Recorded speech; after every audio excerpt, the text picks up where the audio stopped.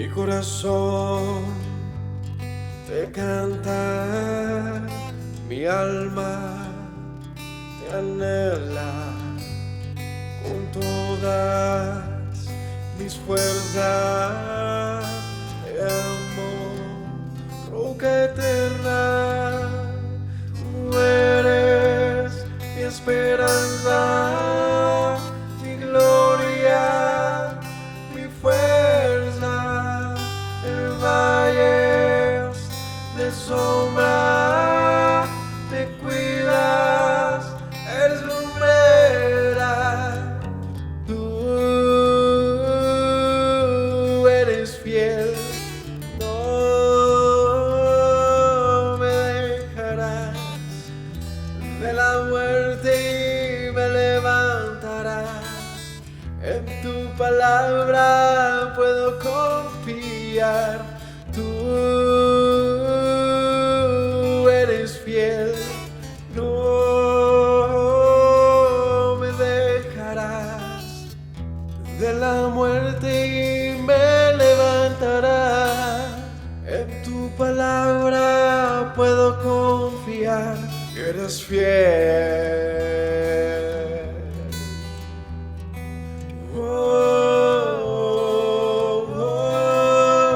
Mi corazón te canta, mi alma te anhela con todas mis fuerzas. Te amo, roca eterna, tú eres mi esperanza, mi gloria, mi fuerza. En valles de sombra te cuidas, eres lumbrera. Tú eres fiel, no me dejarás. De la muerte y me levantarás. En tu palabra puedo confiar. Tú eres fiel, no me dejarás. De la muerte y me levantarás. En tu palabra puedo confiar. Eres fiel, eres fiel. Tú eres fiel, no me dejarás. De la muerte y me levantarás. En tu palabra puedo confiar. Tú eres fiel, no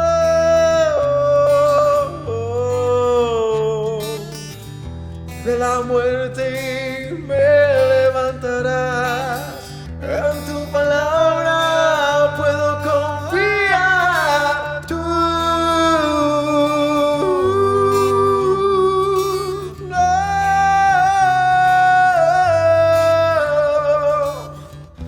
de la muerte me levantarás. En tu palabra puedo confiar. Eres fiel, eres fiel. Tú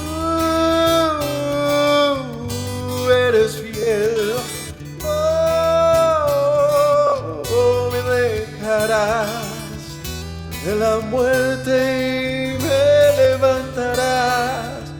En tu palabra puedo confiar.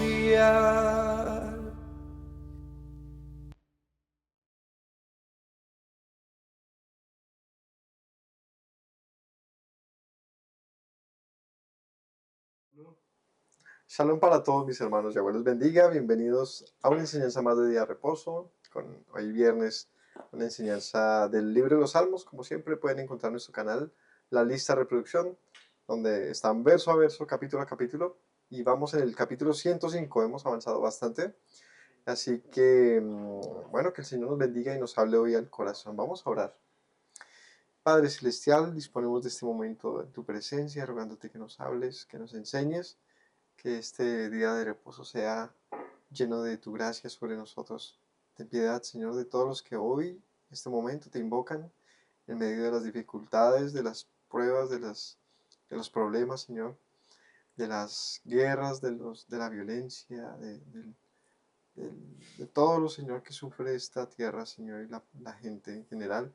Siempre hay algún justo, algún inocente, alguna persona que te busca, que tiene su temor y su confianza puesta en ti. Te pido que le escuches, que respondas a su oración y le brindes paz. Gracias te doy porque eres bueno y podemos hoy descansar en tu presencia. Amén. El capítulo 105 de los Salmos, un capítulo que nos recuerda la historia del pueblo de Israel. Vamos a leerlo y hacemos un comentario de este capítulo. Dice así el capítulo 105. Alabad a Yahweh, invocad su nombre, dad a conocer sus obras en los pueblos. Cantadle salmos, hablad de todas sus maravillas. Gloriaos en su santo nombre, alegres el corazón de los que buscan a Yahweh. Buscad a Yahweh y su poder, buscad siempre su rostro.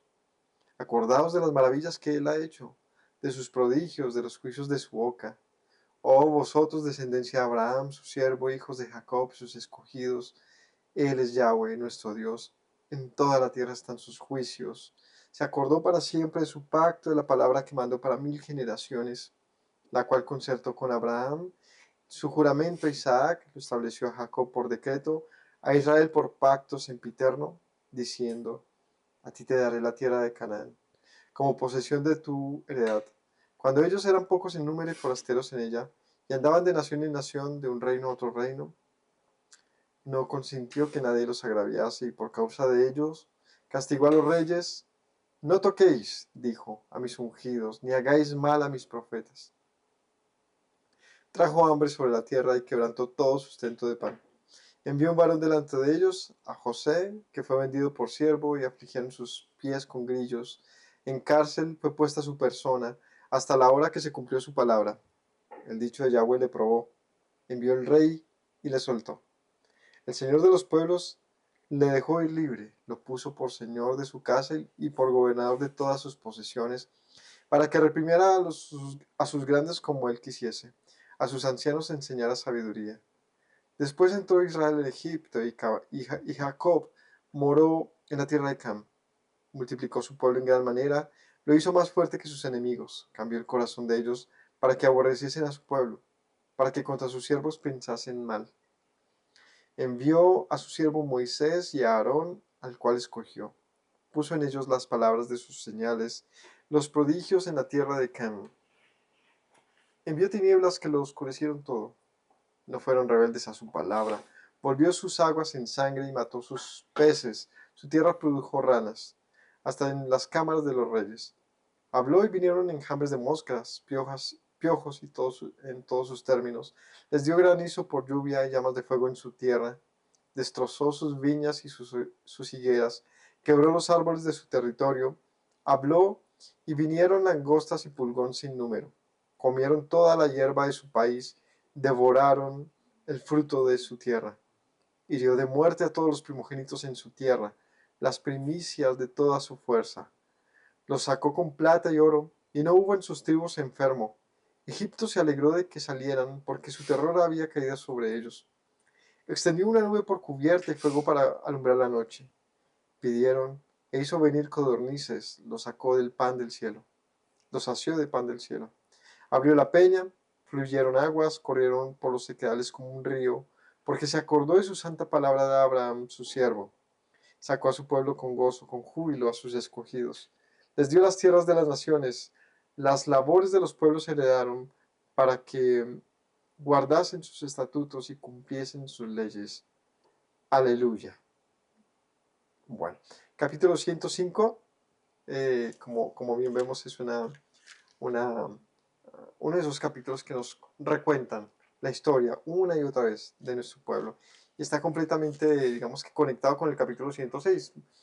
No sé cómo se habrá compuesto, si son en sí un solo, digamos que un solo escrito, o si están separados, pero son muy parecidos digamos, en estructura, pero el enfoque es completamente diferente. En el capítulo 106 va a hablar de la rebeldía de Israel, una vez que el Señor pues los ha, digamos que, liberado.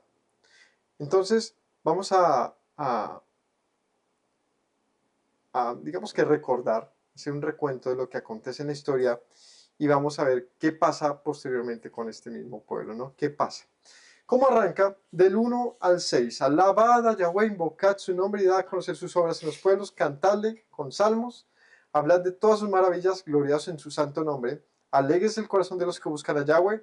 Buscad a Yahweh y su poder, buscad siempre su rostro, acordaos de las maravillas que él ha hecho, de sus prodigios y de los juicios de su boca, o vosotros, descendencia de Abraham, su siervo, hijos de Jacob, sus escogidos. ¿A quién le está hablando el escritor de este libro? ¿A quién le habla?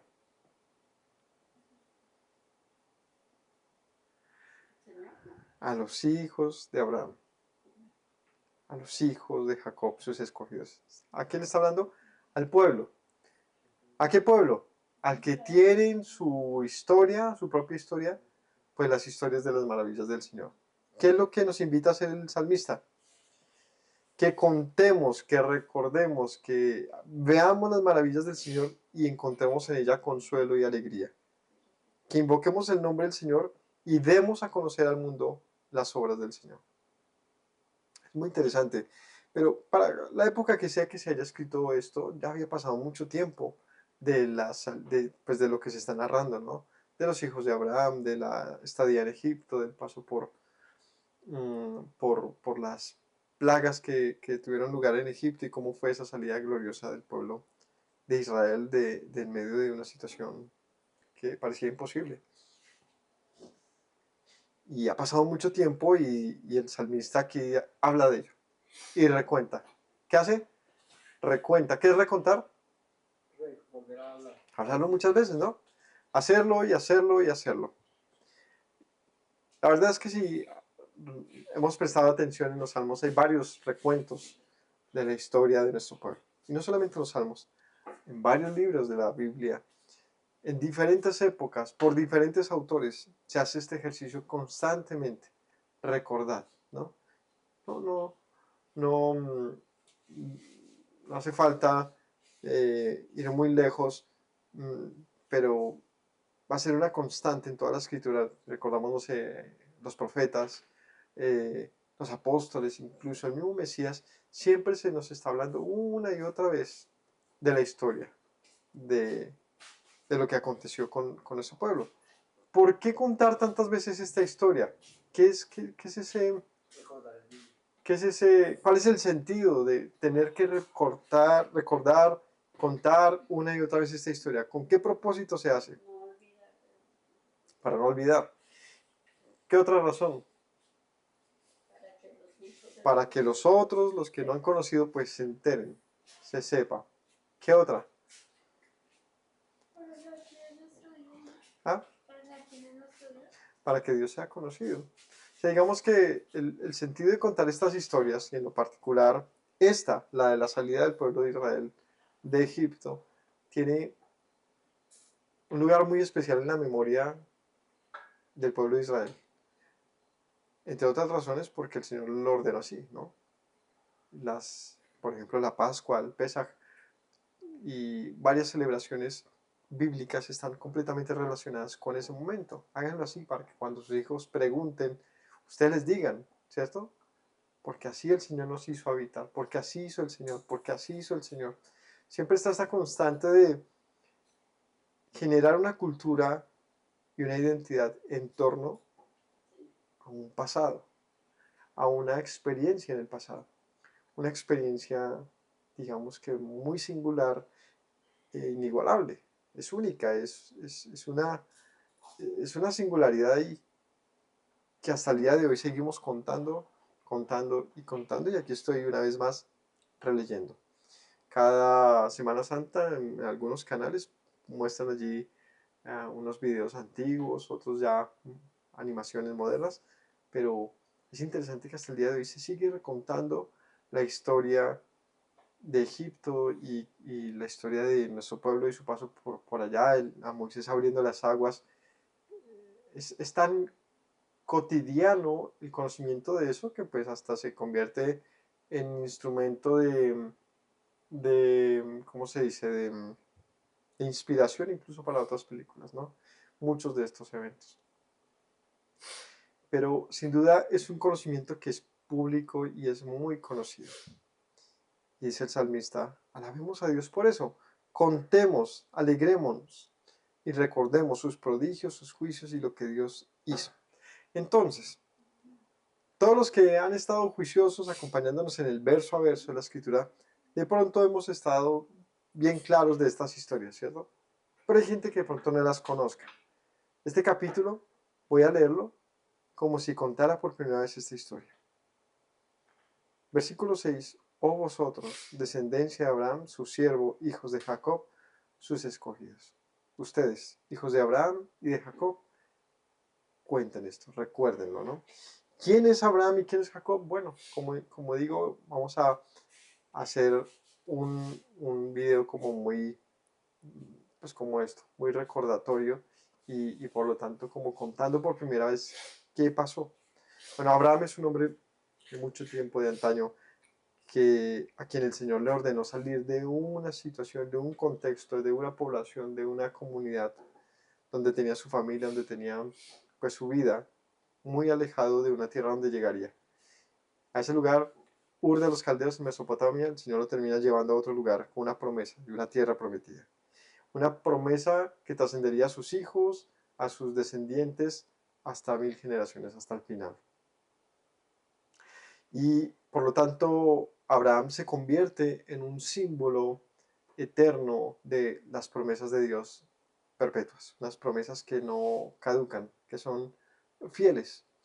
Y aquí habla de otro hombre llamado Jacob, que sería el nieto de Abraham.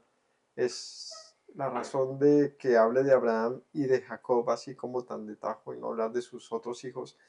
Tiene que ver en que el Israel, la persona que está hablando de esto, pues es un hijo directo de este Jacob, no de los demás hijos, o de los demás descendientes importantes de Abraham, como lo son Ismael, como lo es eh, Esaú, como es Madián, y muchos hijos tuvieron ellos, digamos, en sus linajes, pero hay un linaje puntual del cual nacería el pueblo que se conoce como el pueblo de Israel, y esos son los hijos de Jacob. Aquí dijo, hijos de Jacob, sus escogidos.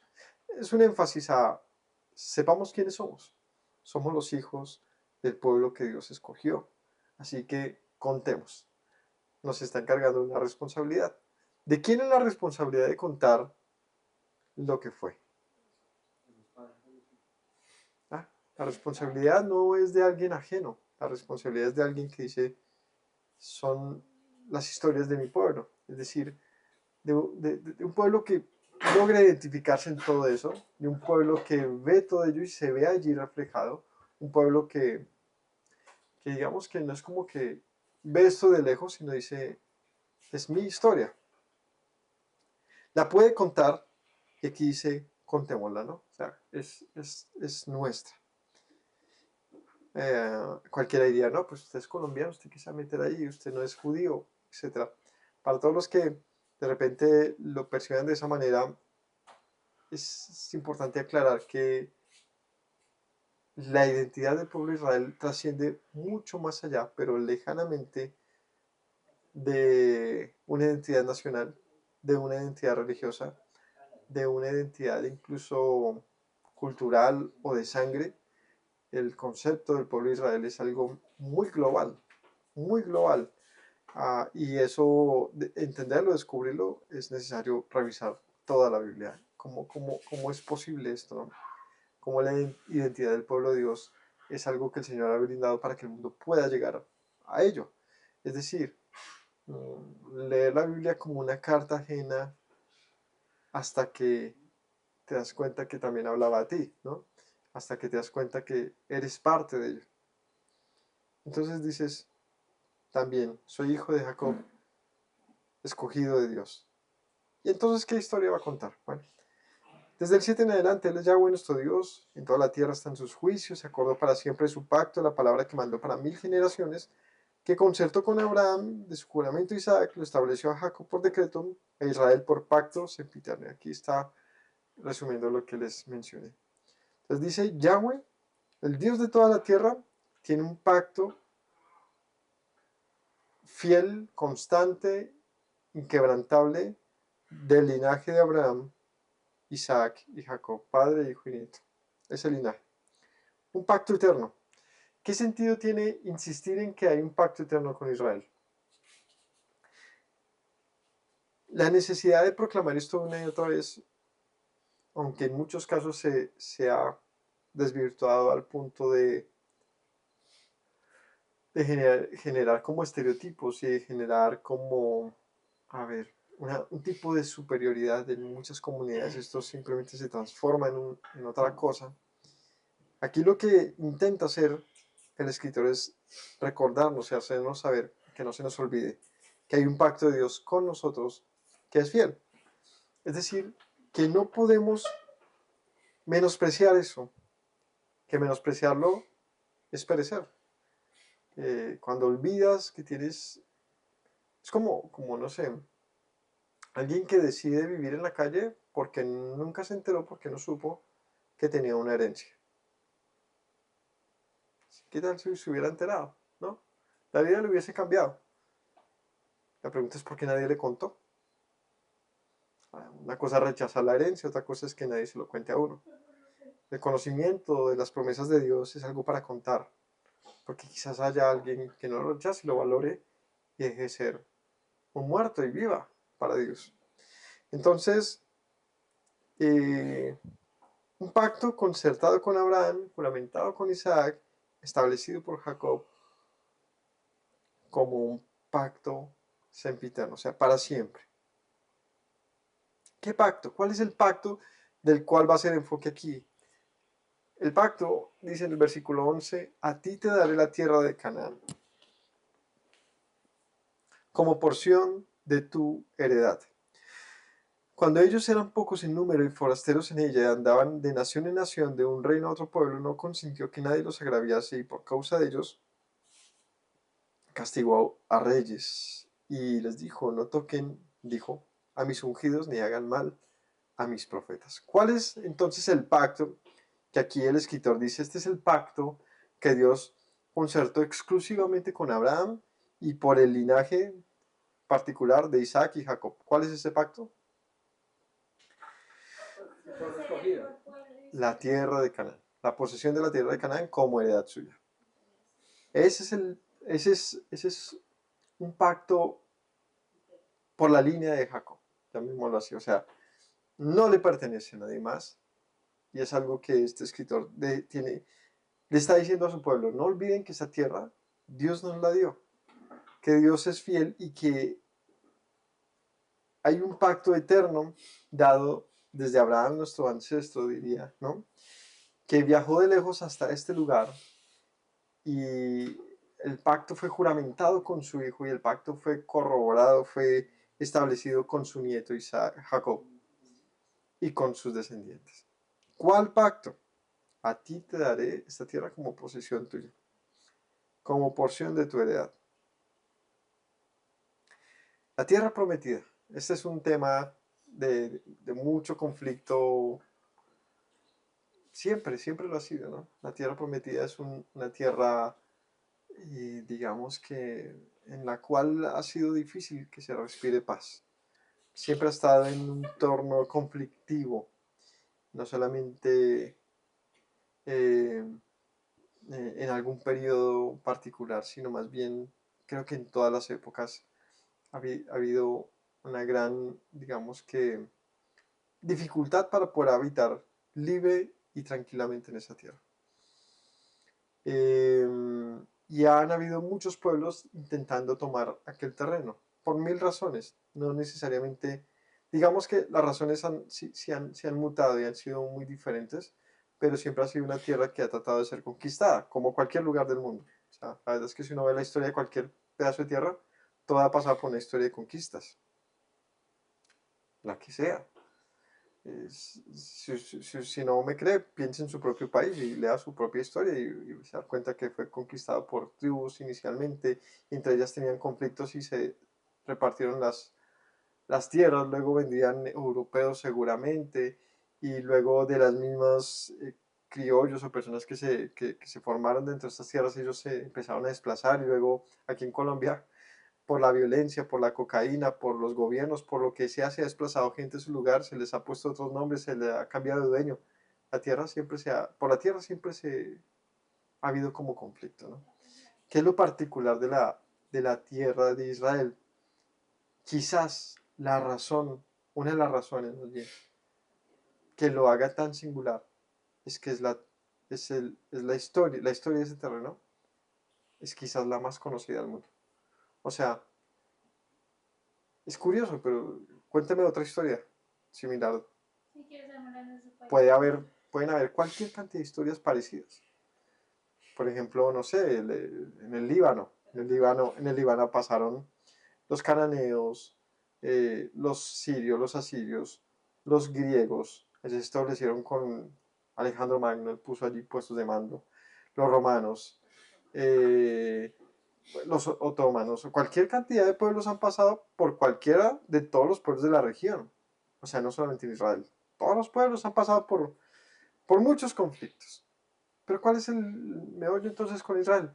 Pues es que Israel es quizá la historia más conocida de esas reclamaciones constantes de terrenos, que sean por imperios, como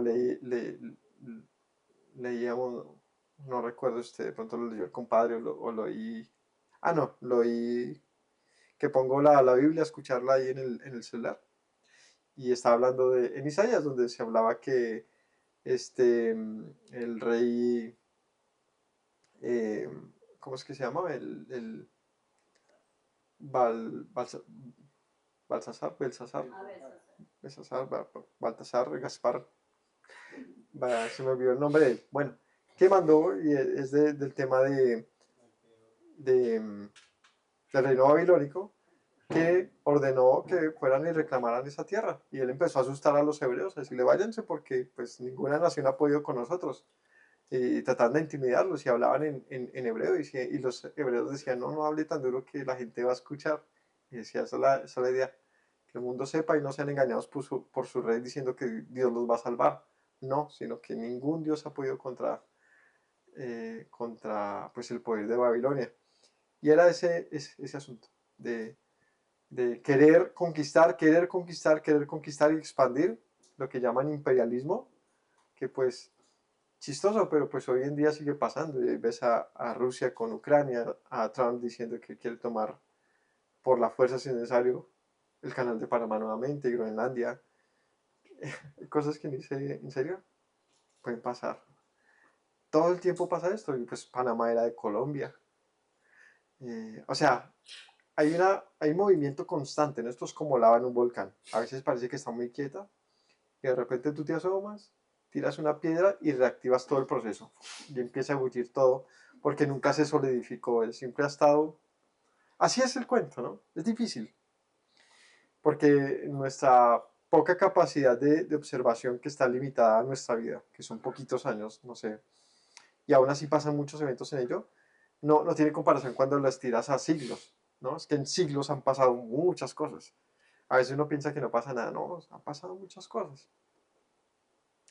Entonces, para no meterme con temas como complicados, porque es que hay mucho para decir de esto y me quedaría ahí, el punto es que hay un juramento.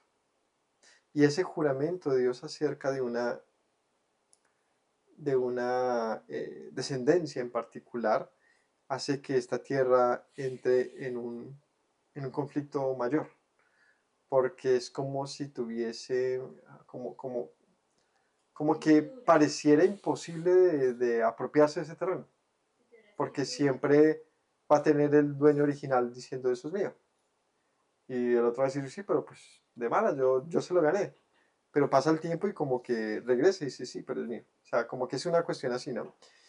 Y hay que ver, el capítulo 106 nos va a ayudar a entender que pues ese terreno realmente de quién es, pues del Señor.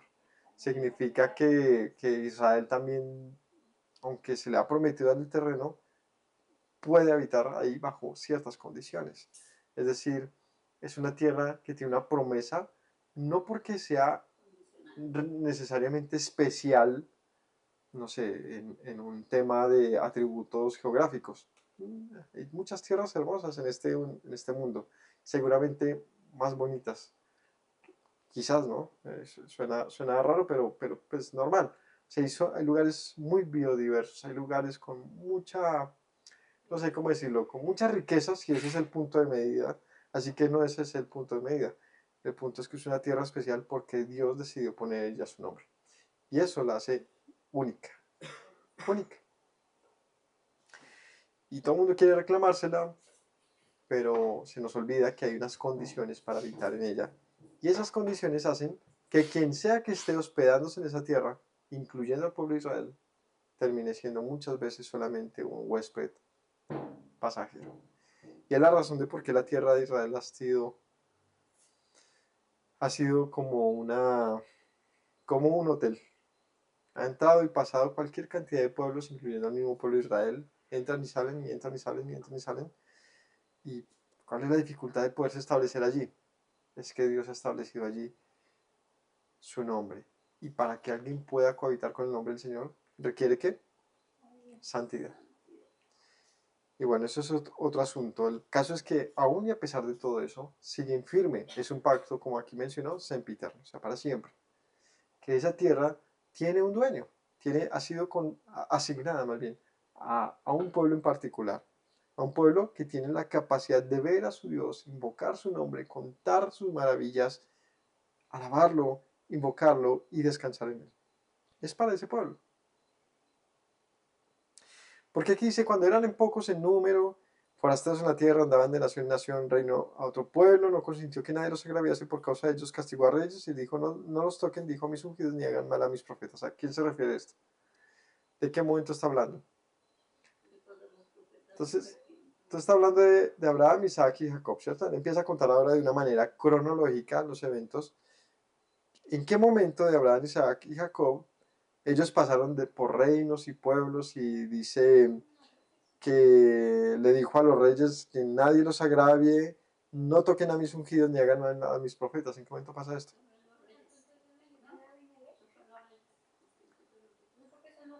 No, está con los No, esto es mucho más antes. Ahora está arrancando con Es antes de las tribus mismas de Israel. Es con Faraón y Abimelech que está contando la historia de cuando Abraham y cuando Isaac también pasaron por Egipto y por diferentes tierras, ¿no? Eh, en tiempos de hambruna pasaron, bueno, diferentes historias. El caso es que a los reyes, en este caso un faraón y Abimelech, les dice el Señor en diferentes momentos, no los toquen, ¿no? A Abraham y a Sara en particular, que le pasó dos veces, y a Isaac creo que también le acontece, ¿cierto? El caso es que pasa esto, ¿no? Y ahí dice, no toquen a mis ungidos, es decir, a Abraham y a mis profetas. ¿Quiénes son los profetas? A Sara. Recordemos en la historia, ella es profeta. Es la consigna, el nombre que se le da a ella en ese momento. Ella es profeta y orará por ti. Es una historia para que después la busquen. De hecho, en las enseñanzas que estamos llevando los sábados, que está verso a verso Génesis, estamos justamente en esos momentos de la historia de Abraham y cómo él tiene muchas historias para contar, entre ellas de su paso en un tiempo de hambruna por Egipto, donde lleva a su esposa, y es donde viene este asunto de el Señor le dice en sueño a los reyes, no los toquen, ¿no? No los toquen. Pero en la manera en que lo enseña, el que cuenta esa historia dice, más allá de Abraham y de Sara, el Señor está hablando desde la promesa, es todos los que están en esa promesa, pilas, no se metan con ellos, no los toquen, son mis ungidos, son mis siervos, ¿no? Y es como una referencia, pues una advertencia por un lado y otra también a decirnos a nosotros, somos especiales, Dios nos ha cuidado en este mundo. Para muchos pareciera ser, digamos que falso, ¿no? ¿Cómo así que no se ha cuidado de quién? ¿De Hitler, por ejemplo? ¿De Hamas, por ejemplo? ¿De quién nos ha cuidado el Señor? Alguien podría decirle y reclamarle. Bueno, le invito a que se lea el Salmo 106, entonces, para que entienda por qué. Porque esa protección de Yahweh, ¿cómo funciona? ¿Está? ¿No está? ¿Cómo la leemos? ¿Cómo se lee a Dios? ¿Cómo se lee a un Dios que, que pareciera cuidar a su pueblo, pero en otras ocasiones pareciera olvidarse de él? No es duro, es difícil.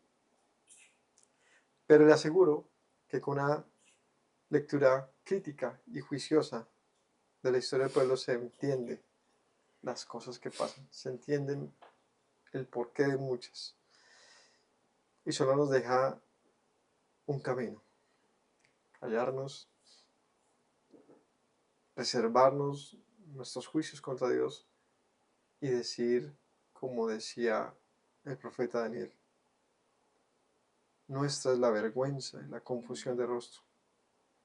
Tuya la justicia, Señor, y la misericordia. Nuestra es la confusión de rostro, la vergüenza. No entendemos. Y nuestros pecados nos han llevado tan lejos que solamente podemos ahora callarnos. En el mejor de los casos te va a pasar eso. Vas a entender que no ha sido fácil la historia, que hacer señalamientos ahora es tan tonto que, que solamente nos pone en la situación de eso, de burlones, de criticones y de necios, ingenuos e ignorantes.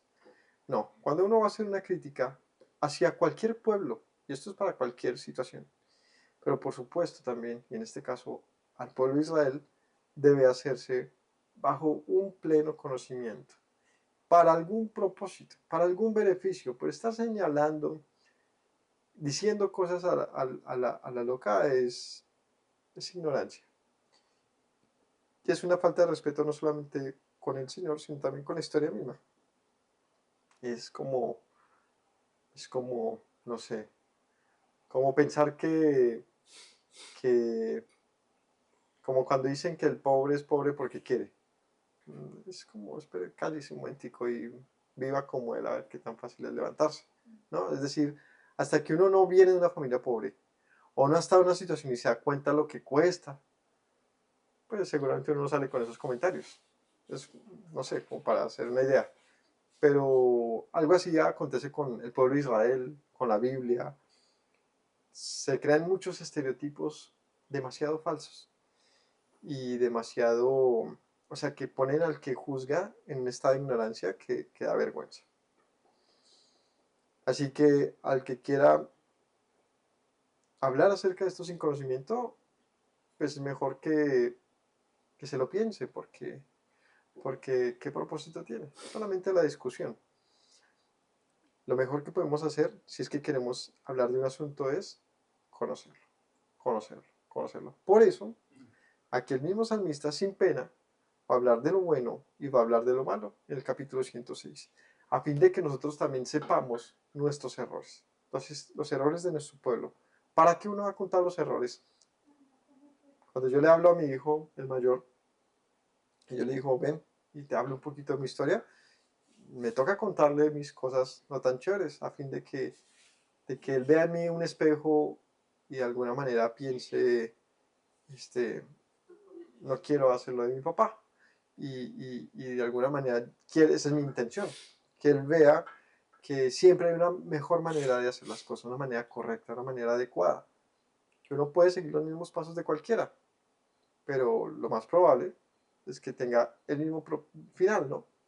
Pero uno puede también aprender a cambiar el paso, ¿no? A razonar diferente.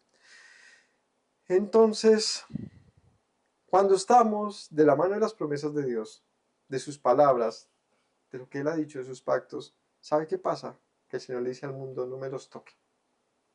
No me los toquen. Son mis ungidos, son mis profetas. Pero ojo, que está hablando de alguien que se comporta como ellos. Está hablando de Abraham. este es un pasaje interesante porque es que nos muestra un momento de alguien en particular que agradó el corazón del Señor y cómo el Señor no dejaba que siquiera, ¿cierto? Nada, o nadie más bien, lastimase o truncase el propósito con Abraham, sino más bien como que si se truncara el propósito sería por culpa del mismo Abraham, no por los demás. O sea, como que hay un domo de hierro real del Altísimo cubriendo a aquellos que en él perseveran. Pero ojo, esa es la condición. Sigamos, trajo hambre sobre la tierra, quebrantó todo sustento de pan, envió un varón delante de ellos, a José, fue vendido por siervo, afligieron sus pies con grillos, en cárcel fue puesta su persona hasta la hora que se cumplió su palabra, el dicho de Yahweh le probó, envió el rey, le soltó y el señor de los pueblos le dejó ir libre, y lo puso por señor de su casa, por gobernador de todas sus posesiones, para que primero a los grandes como él quisiese y a sus ancianos enseñara sabiduría. Y ahora dice, en algún momento de la historia, ellos, es decir, Abraham y sus descendientes, eh, se asientan, ¿cierto? Y en la tierra prometida, pero viene un tiempo de hambruna. Y después de una historia familiar muy compleja, viene un hombre llamado José, que es hijo de Jacob. Es el penúltimo de sus hijos. Y es una historia también muy conocida que se las cuento por si no, de 12 hijos, en ese momento 11 hijos que tenía Jacob, su preferido, su hijo amado era este último, y era José. Era el menor, pero un buen hijo, un hombre sabio, temeroso de Dios, y sus hermanos no lo querían mucho, quizás lo veían como antipático. El caso es que había una envidia al estilo de quién, de Caín, porque ellos no eran gratos delante de su padre, pero él sí, al punto que hicieron lo de Caín. Lo mataron. No una muerte, digamos, plena, porque aunque habían decidido matarlo, uno de estos hermanos dice no lo matemos. Y dice otra cosa, vendámoslo y hagámoslo pasar por muerto. Para su padre José estaba muerto, porque lo hicieron ver así, y este hombre prácticamente que murió en vida. No José, Jacob. Jacob lamentó la supuesta muerte de su hijo hasta que muchos años después se reencuentra con él. Pero ¿dónde estaba ahora José? Como aquí dicen, fue vendido por siervo, lo afligieron, terminó en la cárcel, luego una palabra de él es cumplida, es decir, ver un tema de unos sueños, José los interpreta y termina siendo liberado y puesto en un lugar muy alto, porque era evidente su sabiduría. A tal punto que en la historia la cuenta los textos, que José termina siendo la mano derecha del faraón. Eso es algo insólito. Que un esclavo, un hombre, un hombre vendido de una tribu insignificante, porque para ese momento habían 12 hijos. ¿Quién conocía a Jacob? No sé.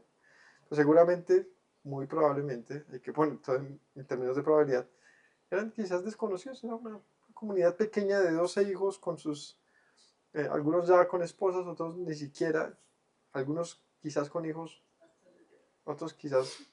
El caso es que eran muy pequeños para ser tenidos en cuenta como un pueblo. Eh,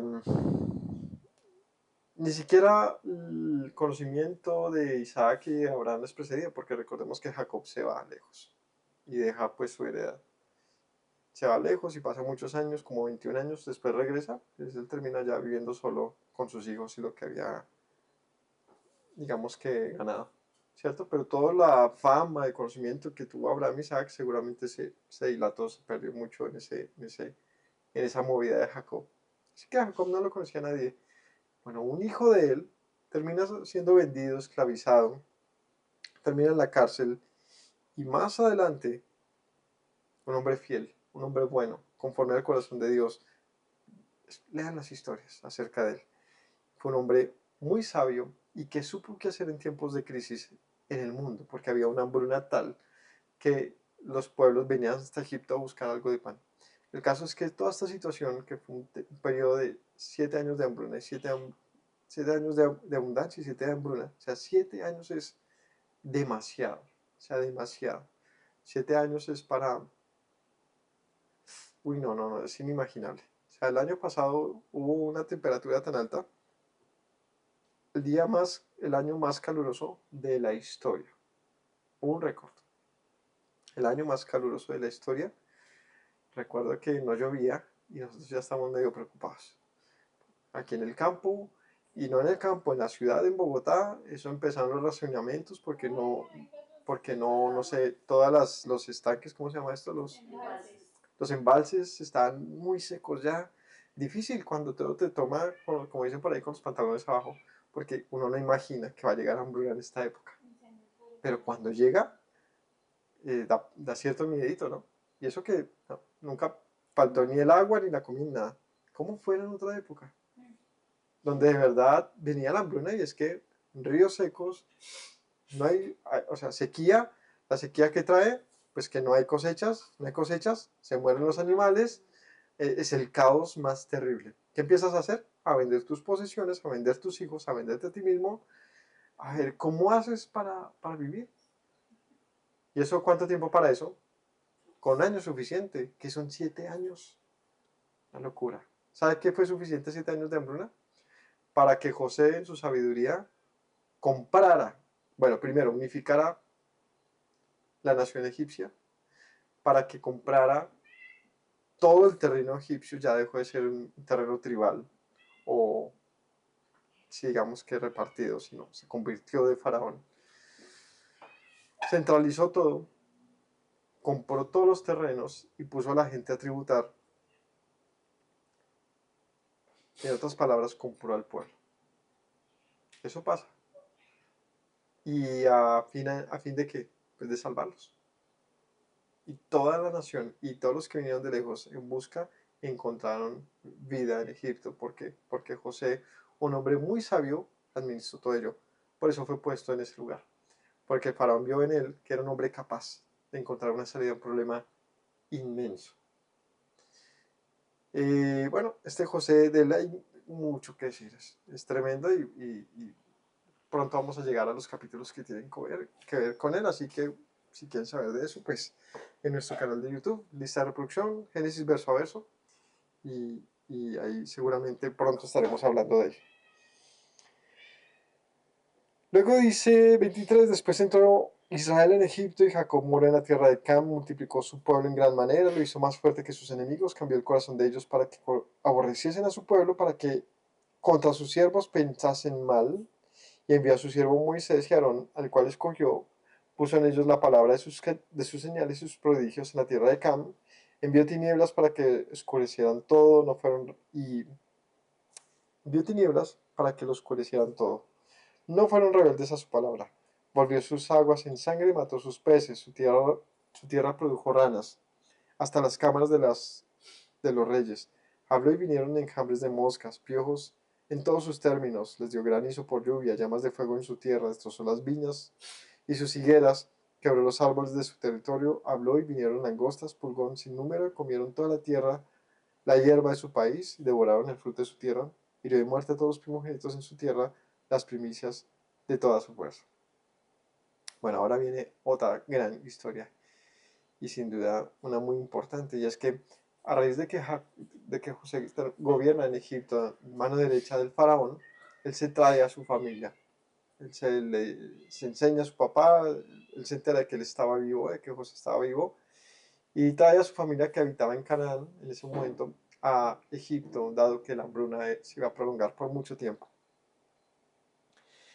Se les asigna un lugar en Egipto, un buen lugar para vivir, y allí se quedan por mucho tiempo, se establecen.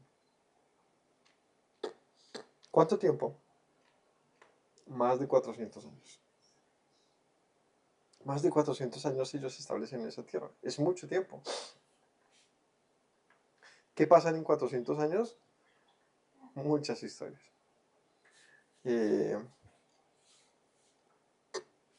¿Cuál es el punto acá?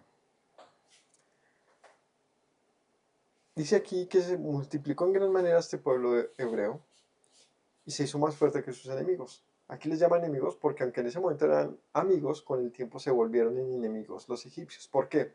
Porque un faraón en particular empezó a ver en los hebreos una amenaza, un enemigo en potencia. porque los hebreos y los egipcios no se mezclaron. Ellos permanecieron separados desde que llegaron a ese lugar, o sea, no fue como dos pueblos que se juntaron y se mezclaron. Seguramente habrán habido mezclas y tal, pero en lo particular, en el general, el pueblo estuvo separado. Lo que hace que, pues, hayan sido vistos como otro pueblo, ¿no?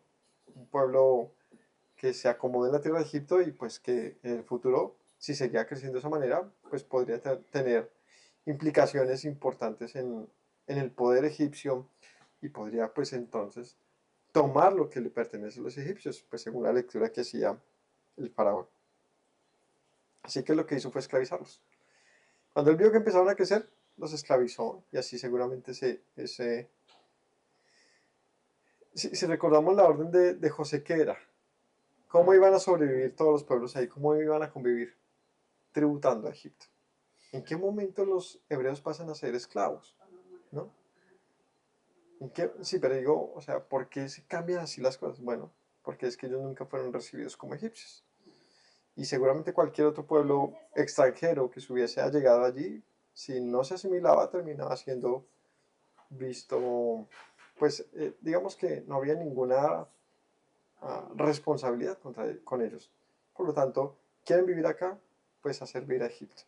El caso es que con el tiempo terminan siendo esclavizados y por mano de obra de ellos, pues se levantan muchas de las obras egipcias de la infraestructura egipcia. Dice que el Señor cambió el corazón de los egipcios para que aborrecieran a su pueblo. O sea, como dijeron aquí, era necesario. La historia que, como mencionamos hace un momento, todo lo malo que acontece a nuestro pueblo cuando no se entiende, pero cuando el tiempo pasa, se entiende. O sea, como que de momento uno dice, uff, ¿dónde está Dios? ¿Dónde está el Dios de Abraham? ¿Dónde está el que nos juramentó, el que nos dijo, ta, ta, ta? Pero cuando pasa el tiempo y se ve la historia en perspectiva hacia atrás, dices, pues aquí estaba haciendo esto exactamente. El caso es que en algún momento envía a un hombre llamado Moisés y a Aarón, y mediante ellos, como sus siervos, envía plagas a Egipto.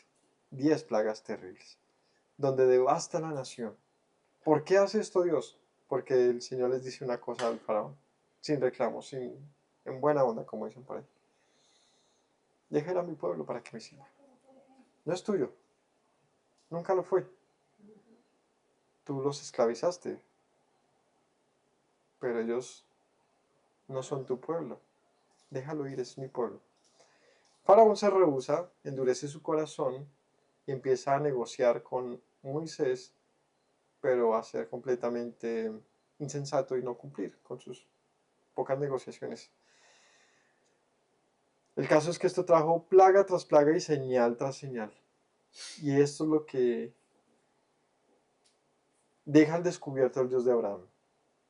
Ya no era una leyenda, ya no era un mito.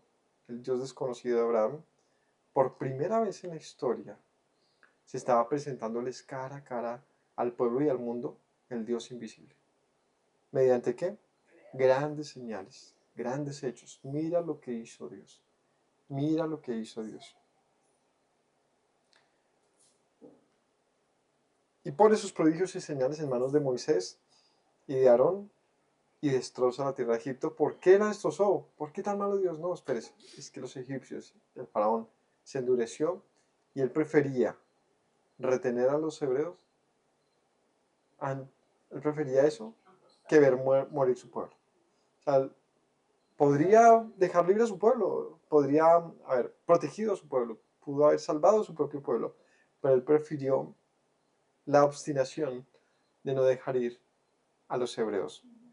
Él no podía entender que un Dios que él no conocía le reclamase un pueblo que no era de él tampoco.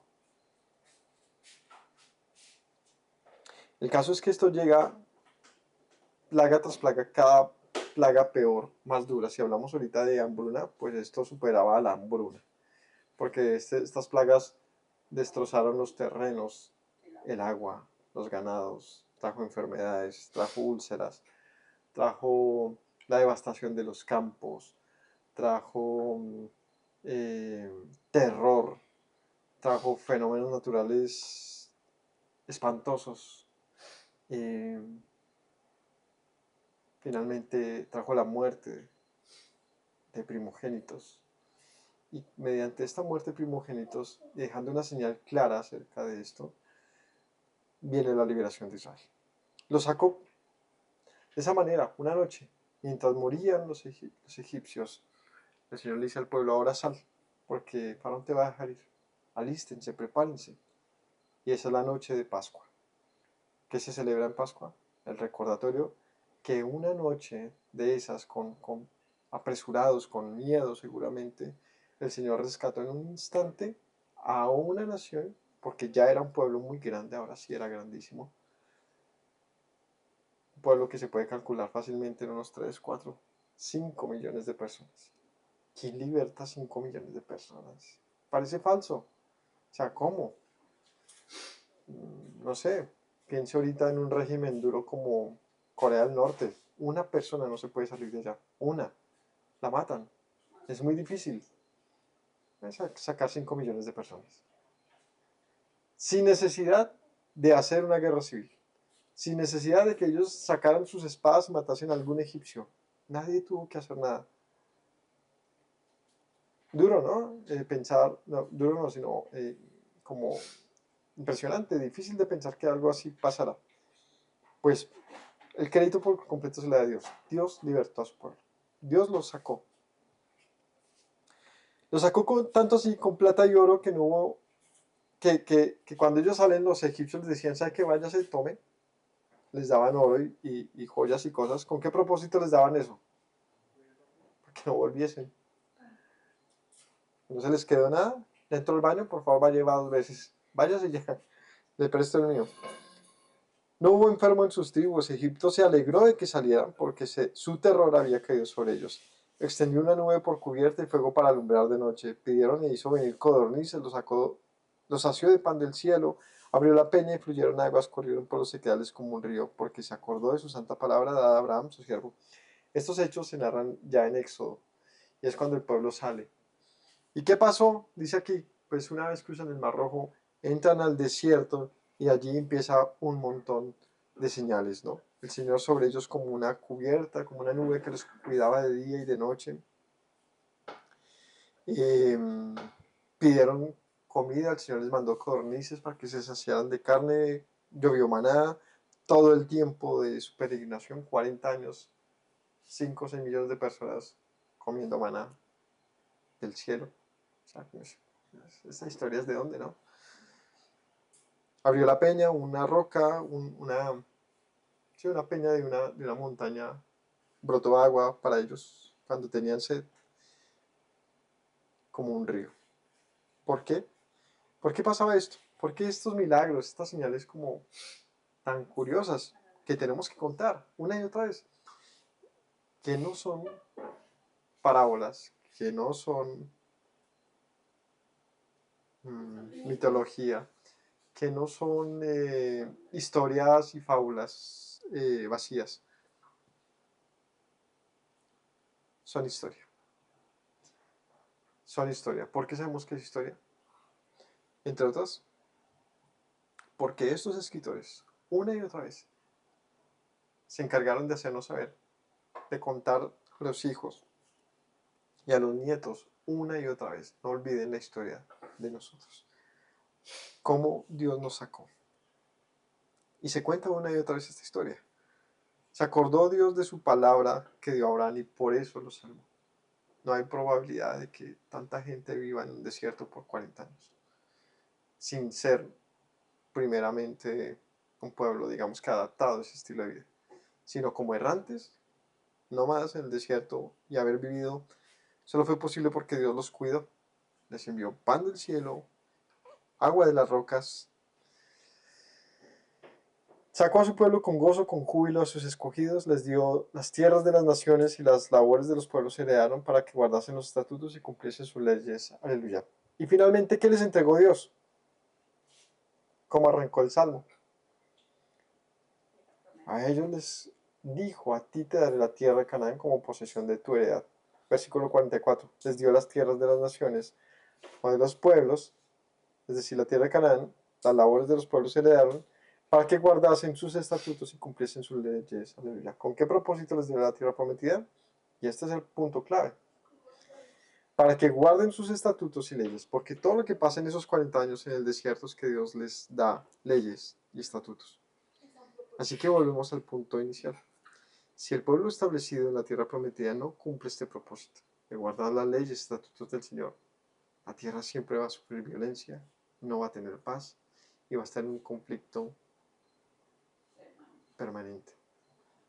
Así que puedes señalar al pueblo de Israel, puedes defenderlo, puedes tomar la postura que sea, pero no seamos ignorantes. Entendamos qué es lo que está pasando. Y la verdad es como cuando, a ver, por poner una idea, como cuando se cuenta un chiste de, no sé, de quién, a quién ponemos ahí. Cuando se cuentan chistes de un enano. Si tú tienes a un enano aquí que no conoces y estás con alguien y empiezas a echar chistes, pues ¿cómo se ve eso? Terrible, muy mal gusto, ofensivo, horrible. Pero ¿qué pasa si ese enano empieza a echar chistes de enanos? Pues uno dice, pues puede hacerlo. ¿Por qué? Porque él es enano.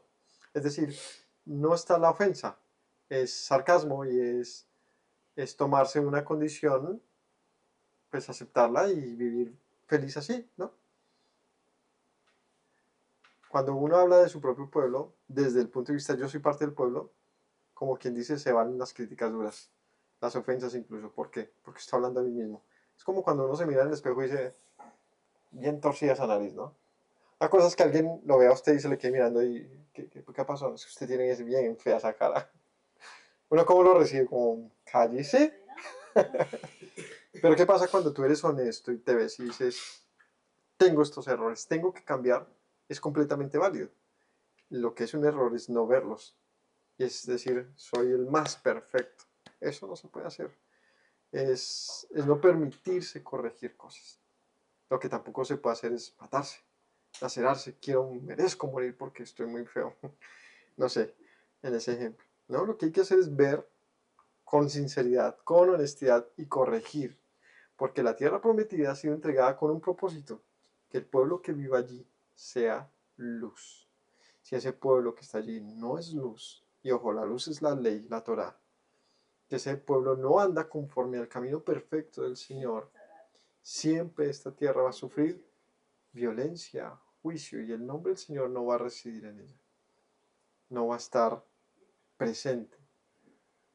Así que estamos muchas veces peleando por piedras, porque si el nombre del Señor no está allí, como bien la tenía clara Jacob, Josué, si tú no estás conmigo, pues no me mandes.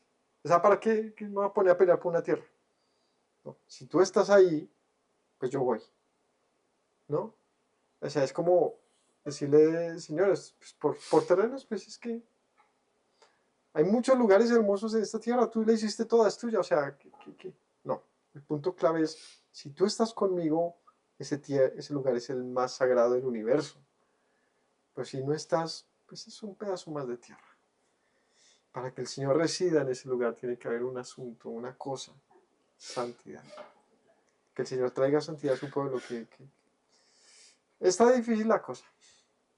Lo que hay que hacer es aprender de todo esto, razonar y darnos cuenta que así también lo dijo Yeshua, que el pueblo sería esparcido, ¿no? Y que dijo, llegarán días que no aquí ni allá, sino que en todo lugar se levantarán verdaderos adoradores que busquen a Dios en espíritu y en verdad. Amén. Amén.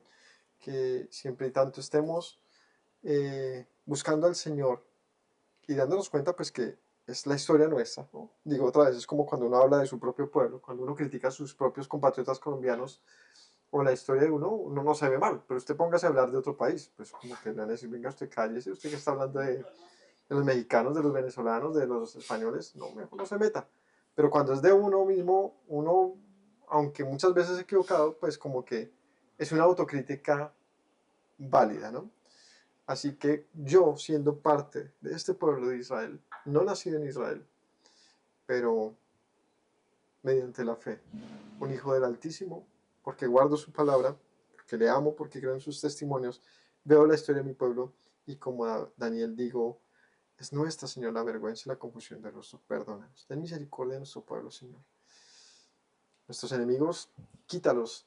Haz la venganza que tengas que hacer, pero cambia el corazón de Israel. Que el Señor cambie nuestro corazón, porque de lo contrario la historia no va sino a tener un nuevo capítulo.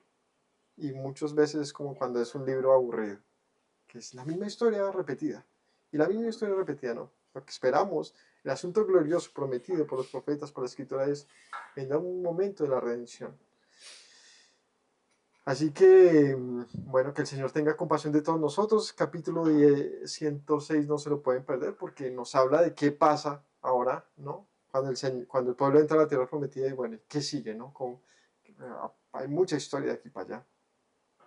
Nuestro deber, hoy y siempre, y los décadas, siglos o milenios que nos faltan en esta tierra X que desconozco, no se deje de contar esta historia. No se deje de contar que las promesas de Dios son permanentes, que Dios es fiel, y que yo como su siervo, que tú como su siervo, y que todos como siervos de Dios tenemos una misión de no dejar de contar todo lo que ha hecho el Señor. Que tengan todos una feliz noche, que el Señor los bendiga. Alentémonos, sintamos la alegría de saber que nuestro Dios es bueno y que Él permanece fiel, aunque el pueblo, aunque nosotros seamos infieles. Así que a correr, a corregir, a entrar en su amor y en su fidelidad. Shalom para todos. Me presento nuevamente, mi Rey, mi buen Señor. Mis pasos se han desviado, necesitan dirección. En tu amor me he refugiado, Yeshua, pues así al Padre puedo hoy decir. Me presento nuevamente, mi Rey, mi buen Señor. Mis pasos se han desviado, necesitan dirección. En tu amor me he refugiado, Yeshua, pues así al Padre puedo hoy decir. Abba, Padre, Baruch atah. Señor Dios nuestro Rey de eternidad. Abba, Padre, Baruch atah. Adonai Eloheinu melech haolam.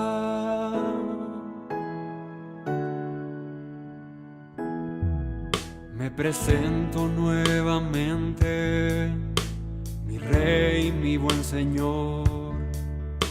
Mis pasos se han desviado, necesitan dirección. En tu amor me he refugiado, Yeshua, pues así al Padre puedo hoy decir. Me presento nuevamente, mi Rey, mi buen Señor. Mis pasos se han desviado, necesitan dirección. En tu amor me he refugiado, Yeshua, pues así al Padre puedo hoy decir. Abba, Padre, Baruch atah. Señor Dios nuestro Rey de eternidad. Abba, Padre, Baruch atah. Adonai Eloheinu melech haolam. Diste tú